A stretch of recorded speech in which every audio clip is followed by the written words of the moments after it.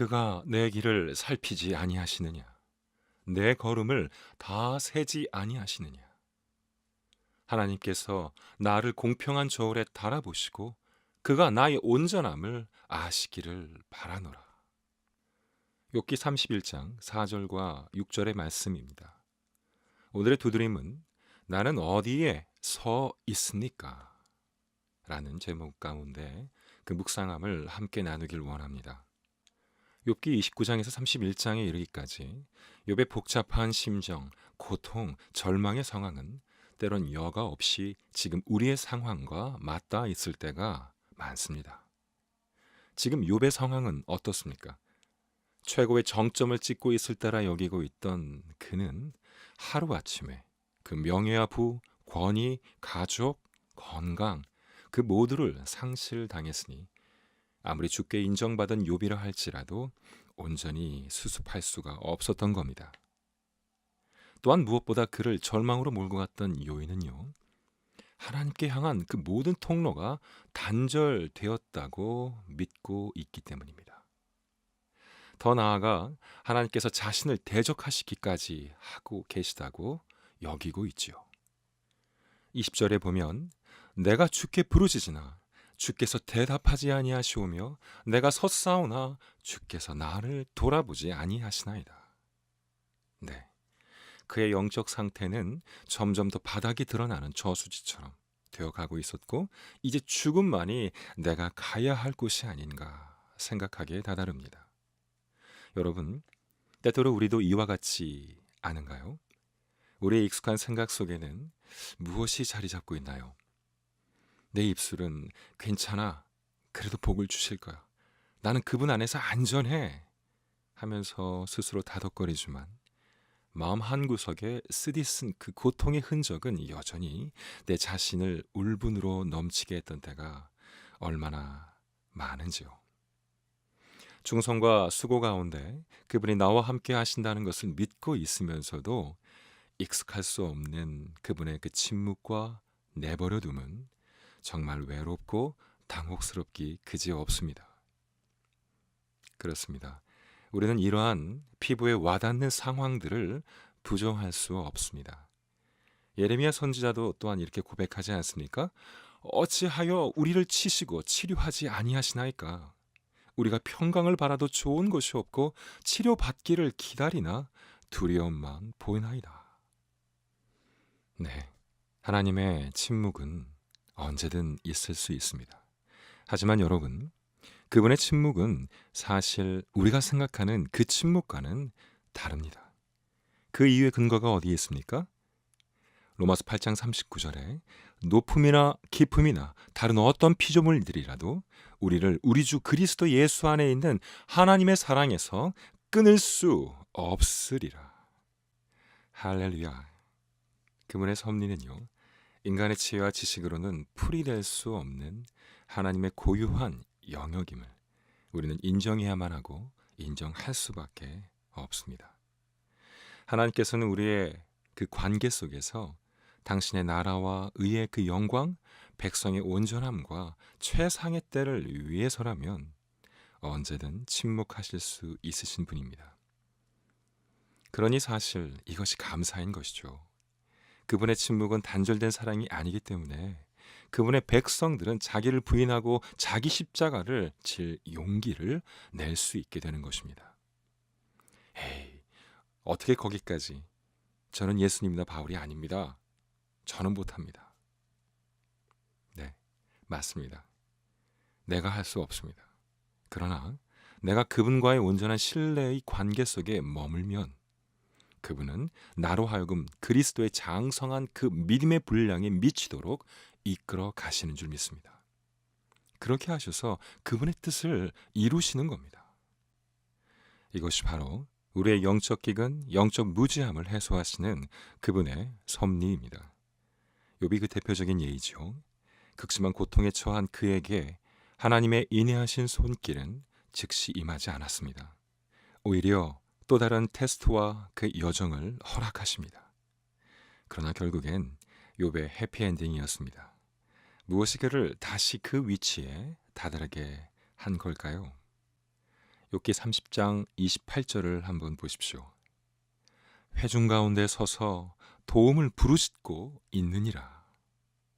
여러분, 이 부르짖음이 과연 누구를 향한 외침이었겠습니까? 지울 수도 덮어버릴 수도 없는 그 진리의 등불이 아직 그의 마음과 생각 속에 꺼지지 않고 있는 겁니다. 극심한 절망 속에서도 말이죠. 비록 욥은 원망은 했습니다. 그렇지만 그분을 향한 그 소망만큼은 소멸될 수 없었습니다. 그 소망이 바로 하나님과의 끊을 수 없는 관계 회복이었던 겁니다. 그의 절규는 곧 하나님 앞에 다시 설 소원이었죠. 이것이 왜 중요하겠습니까? 하나님을 하나님답게 모셔야 할 그리스도인이라면 절대 어떤 상황에서라도 놓쳐서는 안 되는 것이기에 그랬던 겁니다. 그 증거가 이사야서 50장 10절에 선포되고 있습니다. 흑암 중에 행여 빛이 없는 자라도 여호와의 이름을 의뢰하며 자기 하나님께 의지할지어다. 아멘. 여러분, 욥의 이 마음과 생각이 그리스도인의 본능이고 하나님께서 그토록 바라시는 우리를 향한 그분의 바람입니다. 또 이렇게 생각해 볼 때 혹 만약 여러분이 욥처럼 이 땅에서 지켜왔던 그 모두를 잃고 게다가 돌봐주었던 이에게마저 되려 발길질을 당하고 하나님마저도 침묵으로 일관하신다면 어떻게 대처하시겠습니까? 그 고난 속에 무엇을 먼저 붙잡으시겠습니까? 그 고난을 감내하실 수 있으시겠습니까? 사실 누구나 이와 같은 영육간의 상황에 처하지 않으리란 법은 없을 겁니다. 언제든 여러분에게도 이러한 영적 갈증을 넘어서 영적 고갈, 영적 무지함이 닥쳐올 터인데 그때 느껴질 수 있는 그분의 침묵은 여러분에게 있어서 엄청난 고비가 될 것이 틀림없습니다. 다만 문제는 이러한 상황 가운데 놓인 내 심령의 위치일 것입니다. 여기서 위치라 함은 나와 하나님과의 관계를 말하는데요. 지금 여러분의 위치는 어디에 놓여져 있으신지요? 만약 무언가로 인해 하나님의 마음이 가려지고 그분의 뜻을 염두에 두지 못하고 있다면 그 또한 영적 기근이요 영적 무지함에 빠진 상태임을 직감하십시오. 그리고 먼저는 내 관심의 중심이 어디에 매어 위치하고 있는지, 어디를 향하고 있는지를 정직히 바라봐야 합니다. 그분과의 온전한 관계 속에 거하는 자는 때때로 성령으로 압도당해서 코를 땅바닥에 대지 않을 수 없고, 또 때론 나의 깊은 회한과 상처들이 그분 앞에 터져 나온다 해도 한량없는 인내하심 속에 언제든 아뢰고 의지할 수 있는 위치에 서 있는 자입니다. 이러한 백성들은 어떠한 상황에 관계없이 감사와 기쁨 속에 그분의 이름을 높이고 찬미하며 예배할 수 있는 위치에 서 있을 수 있는 겁니다. 그리고 점점 더 그분의 임재와 은총을 구하며 살아갈 수밖에 없게 됩니다. 그러나 안타깝게도 세상의 사람들과 별반 차이가 없는 백성들의 변명들이 주님 앞에 너무나도 쌓이고 쌓여서 이제 하늘을 뚫을 지경이 되어버린 지 오래입니다. 여러분, 진정 내 삶에 하나님의 역사하심을 경험하고 성령의 열매가 수확되길 바라십니까? 그렇다면 하나님의 화답이 내 삶의 우선이 돼서는 안 됩니다. 순서가 틀렸습니다. 많은 그리스도인이 그분께 쓰임을 받는 것을 사모하고 바랍니다. 중요한 건 맞습니다. 그러나 나의 영적 지각이 깨어있지 않은 위치에서 쓰임만을 받는다면 그것은 슬픈 일입니다. 그렇게 되어선 자신의 명성과 유익이 은근히 드러나기 십상입니다. 그리고 방치한다면 결국 매우 위험한 경계에 다다르게 될 것입니다. 이 법칙은 누구에게도 예외일 수 없습니다. 그러니 이제는 그분이 나를 위해 받으신 고난과 조롱, 찢겨짐과 그 핏부림 속에 나를 택하시고 부르셔서 그 속에 은혜를 입게 하신 그 사랑의 은혜를 잊을 수 없을 만큼 가슴에 새기기를 애쓰고 애써야 됩니다. 그리고 언제든 어떤 상황에서든 그분 앞에 내 무릎을 들이며 나아가 의뢰하고 의지하기를 망설이지 마십시오. 우리들의 삶의 모든 성취 그리고 미완성도 하나님의 역사의 손길 안에 있습니다. 그럴 때 내 하는 일이, 내 삶이, 우리의 예배가 새롭게 변화되어질 것입니다. 함께 지어져갈 동역자 여러분, 이제 내가 무엇을 해내려고 생각하고 작정하기 이전에 무엇보다도 먼저 그분과의 신뢰를 쌓고 그분이 무엇을 원하신지를 알고 행하는 곳에 서시는 신앙인이 되시기를 진심으로 축복드립니다.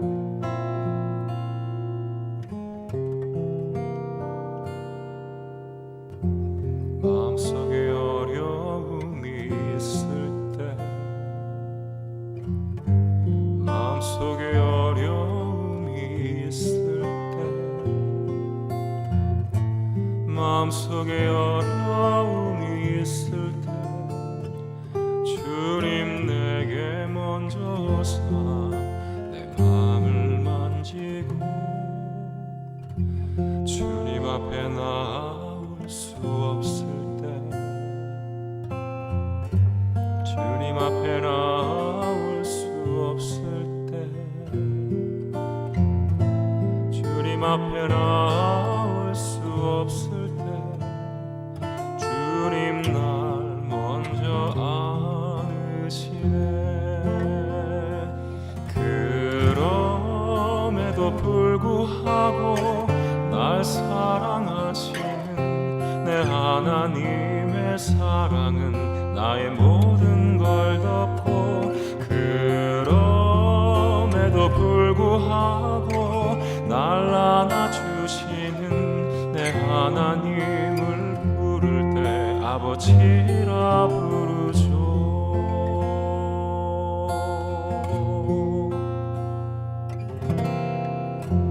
마음속에 어려움이 있을 때, 마음속에 어려움이 있을 때,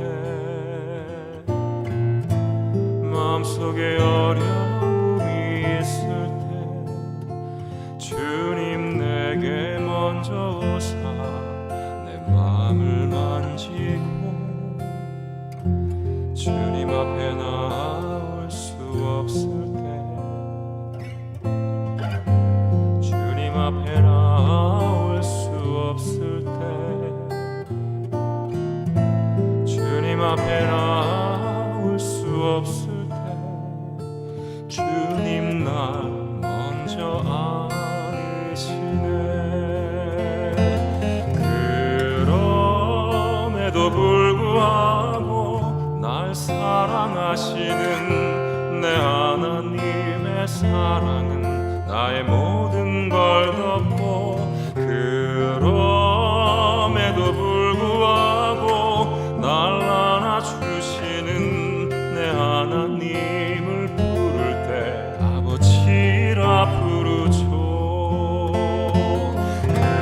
그럼에도 불구하고 날 사랑하시는 내 하나님의 사랑은 나의 모든 걸 덮고, 그럼에도 불구하고 날 안아주시는 내 하나님을 부를 때 아버지라 부르죠.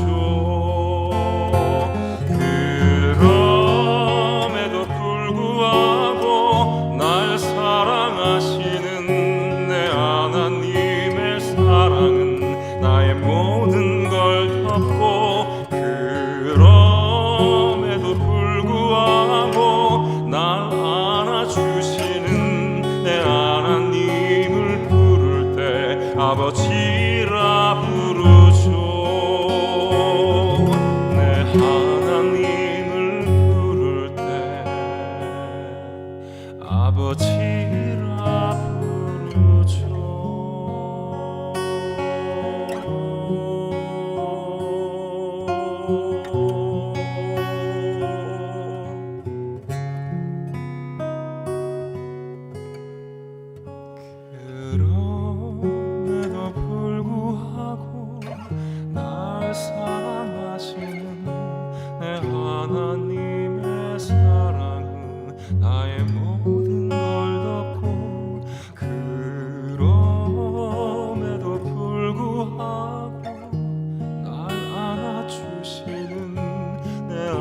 하나님을 부를 때 아버지